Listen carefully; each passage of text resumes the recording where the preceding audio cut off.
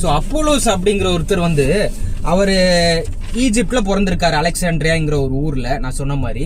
So அவரு plus முழு புதிய ஏற்பாடு வேதாகமம் வந்து இன்னும் ஃபார்ம் ஆகல அவருடைய டைம்ல.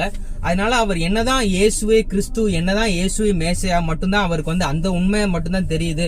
பழைய ஏற்பாட்டுல எந்தெந்த வசனம் வந்து இயேசு கிறிஸ்துவோட லிங்க் ஆயிருக்குன்னு மட்டும் தான் அவருக்கு தெரியுது. ஆனா அந்த தெரிஞ்சதோட வந்து அவர் அவ்வளவு பேஷனட்டா ஜீசஸை பத்தி அவர் ப்ரீச் பண்றாரு. எஃபீசஸ் சிட்டிலையும் சரி, அலெக்சாண்ட்ரியா ஊர்லயும் சரி, அவர் அவ்வளோ பேஷனட்டா வந்து அவர் டீச் பண்றாரு. அதை வந்து நம்ம கண்டிப்பா பாராட்டணும். ஆனா அவருக்கு வந்து பரிசுத்த ஆவியானவர் யாருன்னு தெரியல, அதனால நம்மளும் பரிசுத்த ஆவியானவர் இல்லாம ஊழியம் பண்ணலாம் அப்படின்னா வந்து கண்டிப்பா கிடையாது.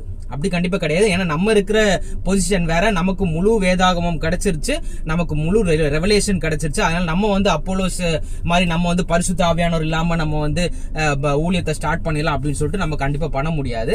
ஆனா சோ அவர் வந்து ஆல்ரெடி நான் சொன்ன மாதிரி வந்து அக்விலா பிரிசிலா மூலமாக வந்து இயேசு கிறிஸ்து கொடுக்கும் பரிசுத்த ஆவியானவரின் நாளும் அக்கினியினாலும் ஞானஸ்தானம் கொடுக்கிற விஷயத்த வந்து அவர் படிச்சுட்டாரு. சோ நல்ல விஷயம். சோ அங்க இருந்து அவர் அடுத்து அக்காயா என்கிற ஊருக்கு வந்து அவர் போகணும்னு ஆசைப்படுறாரு.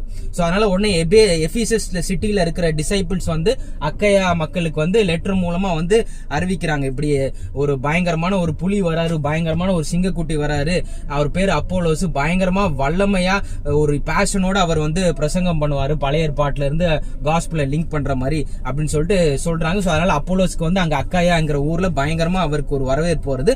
அங்கேயுமே அவர் வந்து அங்க இருக்கிற சீடர்களுக்கும் அவங்களுடைய விசுவாசத்தை கூட்டுற மாதிரி அவர் பயங்கரமா என்கரேஜ் பண்றாரு. பயங்கரமா வந்து பழைய ஏற்பாடு வசனங்களை வந்து ஜீசஸோட லிங்க் பண்ணி மக்களுடைய ஃபெய்த்தை வந்து நல்லா ஸ்ட்ரெங்தன் பண்றாங்க. ஏன்னா அது ரொம்ப தேவைப்பட்டுச்சு. ஏன்னா வந்து ஜூயிஷ் கல்ச்சர்ல இருந்து கிறிஸ்டியன் கல்ச்சருக்கு வரது வந்து அந்த டிரான்சிஷன் வந்து ரொம்ப டிஃபிகல்ட். ஏன்னா ஜூயிஷ் கல்ச்சர் வந்து அவங்களுடைய ஜூயிஷ் ஃபெய்த்தை வந்து ரொம்ப இதா எடுத்துப்பாங்க, ரொம்ப சீரியஸா எடுத்துப்பாங்க.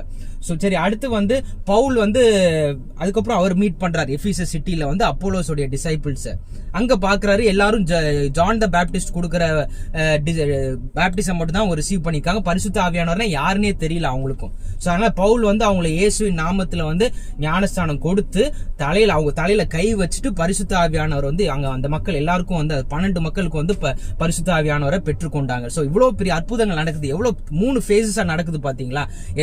லைக் பழைய ஏற்பாடு ஊழியத்தை வந்து பழைய ஏற்பாட்டுல முழுமையா பழைய ஏற்பாடு மட்டும் நம்புற மக்களை வந்து கிறிஸ்துக்குள்ள கொண்டு வந்தார் அப்போலோஸுக்கு வந்து இந்த holy spirit baptism Priscilla Aquila teach பண்றாங்க. அப்புறம் பவுல் வந்து கடைசியில அப்போலோஸை யாரெல்லாம் கூட்டு வந்தாங்களோ என்னது முழுமையாக பரிசுத்த ஆவியானவரை பெற்றுக்கொள்ளும்படி அவர் வந்து அவங்க தலையில கையில் வச்சாங்க. சோ ஒருத்தர் சீடு வைக்கிறார், இன்னொருத்தர் தண்ணி ஊத்துறாரு. ஆனா தேவன் வந்து இன்க்ரீஸ் கொடுக்குறாரு. சோ நம்ம யார் மேலயும் பொறாமையா இருக்க கூடாது.